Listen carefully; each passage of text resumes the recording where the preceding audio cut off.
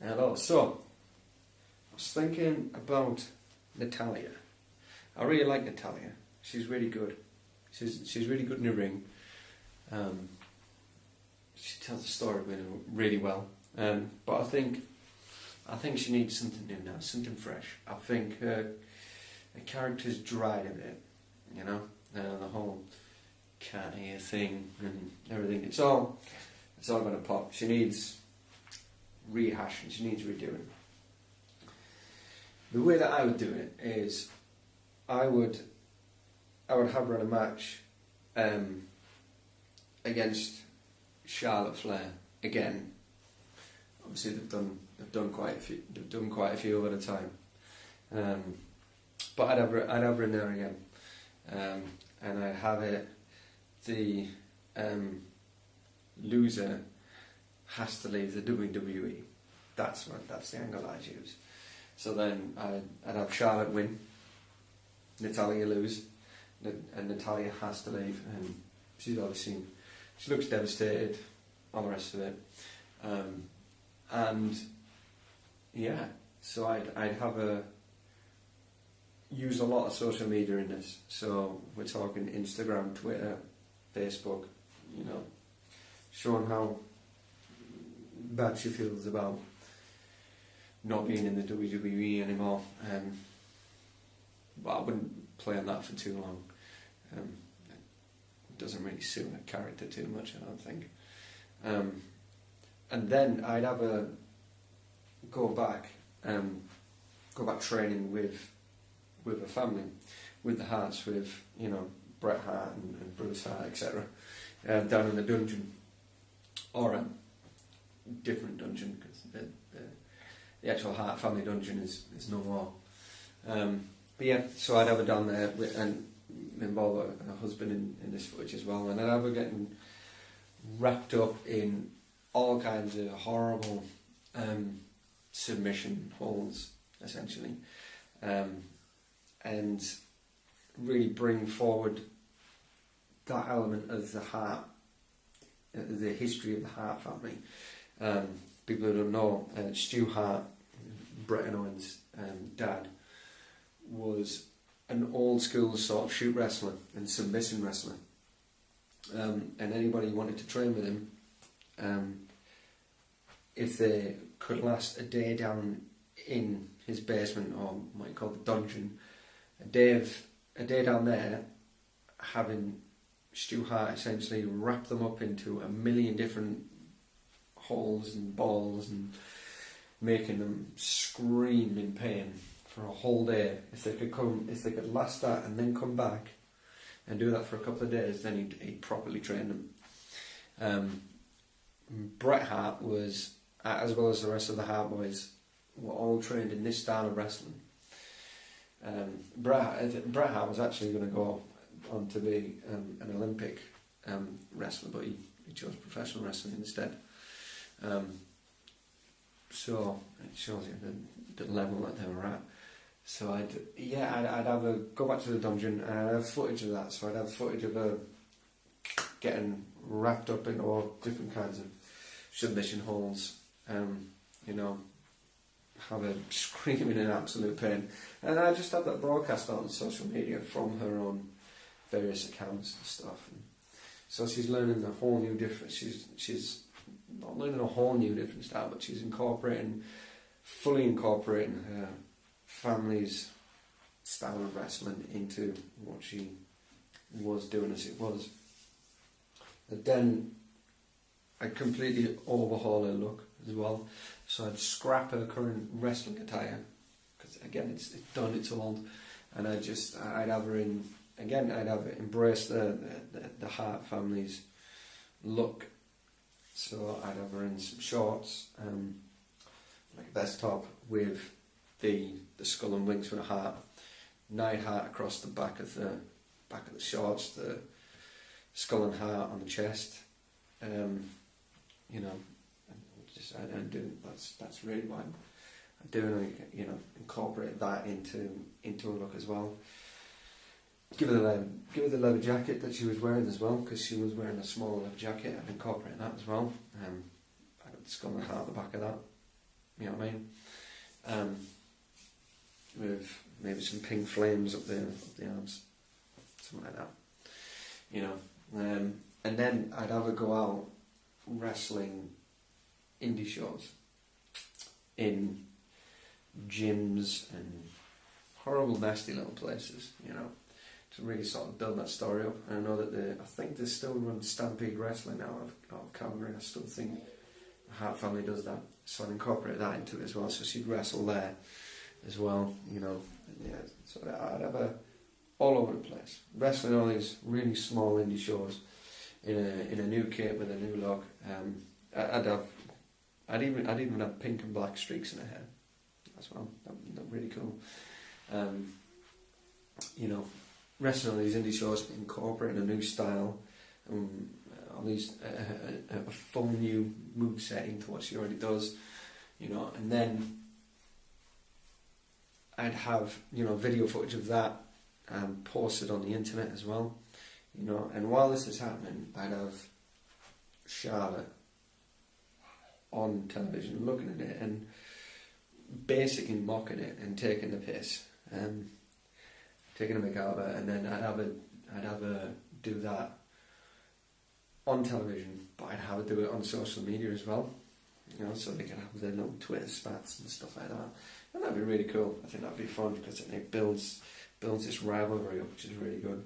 So all the while this is going on, goes on over a 6-month period, the WWE's rolling around America, Raw and SmackDown, and then they roll into Calgary. The manager is not able to make it for whatever reason, so they bring in Calgary's favourite son to run the show for one night only, which is Bret Hart.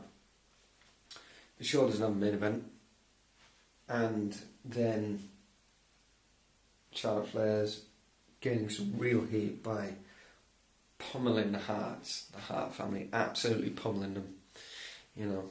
And she can do a really good job doing that kind of thing. She plays that role brilliantly. So she's pummeling the Hart family. She's doing a really, really good job of doing that. And then Bret Hart comes out,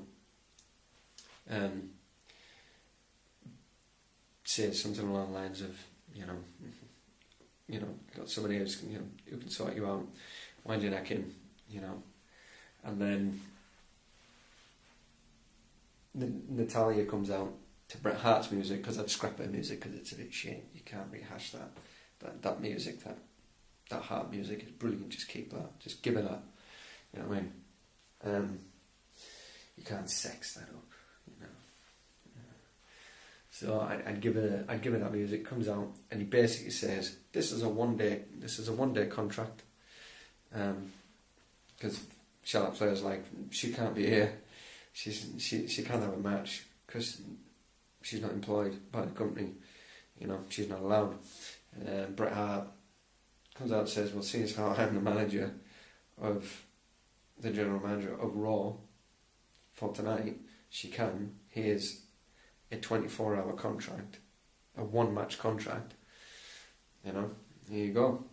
She can have a match. So Natalya signs a contract, bolts down the ring. The other match, it's very back and forth. It's for the title as well. I'd have it for the title if it was me. It's for the title in Calgary, and then it's all going off. She manages to reverse the Fig 4. I'd give this match a good 20 minutes as well. Give it a good 20-minute spot to finish the show, you know. So, yeah, then Natalya gets her in the sharpshooter, but she's modified the sharpshooter, and nobody knows really that she's modified it yet. And what she does is she gets it in the sharpshooter itself. Now, when Chris Jericho did the Walls or the Lion Tamer, whichever one it was, it's pretty much the same thing. But he got them in essentially the Boston Crab, and then he put his knee basically roughly where the neck was, you know, and really put a lot of torque on the bend itself. So it looked really nasty. Probably it might have been. Who knows? You know, it's wrestling. But I think what I'd do is I'd have a put Charlotte in the sharpshooter, and then I'd have a really lift the legs up, and I'd have a then go into that kneeling position. So put a huge, so it looks as if she's putting a huge amount of torque onto Charlotte during the sharpshooter. So where Charlotte does the bigger 8, where she basically does the figure 4 on the Boston Crab, Natalya would do the sharpshooter and then bring in the element of the line tamer into it. You know what I mean? So it'd look really good, and it would look like it would absolutely knack. So she'd do that, and then Charlotte would tap. She'd win the title. Then that leaves the WWE in quite a predicament because then she's only employed for 24 hours, so then they could use that.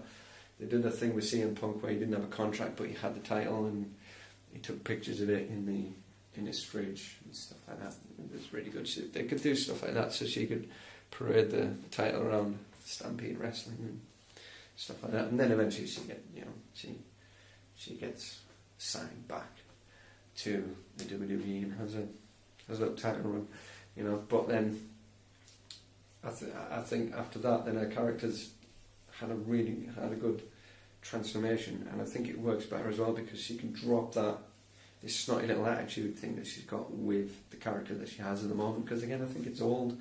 I think it's done. You know, she can. I think if she does this kind of a change, you know, it's fresh. She can cut a promo as it is. So it gives a new material, a new lease on life, and with incorporating a new moveset into a character, it should work out pretty well for her, I think anyway. And I think she'd be able to have a lot more matches with a lot more people, or she could even go back and revisit some previous opponents, but with a new moveset, essentially, because she's rehashed the character. They would kind of be a bit new because you'd see different spots here and there, and you know the match would be worked out differently. I think it'd work really well, and she could go on to do, you know, she could go on to have a title run if and when they bring in a women's intercontinental title. I think she'd be a very good shout for it, or same with a US title. If they bring in a female US title, I think again she's a good shout for it. She's a good safe pair of hands. She's good solid in the ring. She's good in the mic. Yeah, I think it works. So that's what I think they should do with Natalya. That's what you think. Wrestling fantasy in theory. See you later.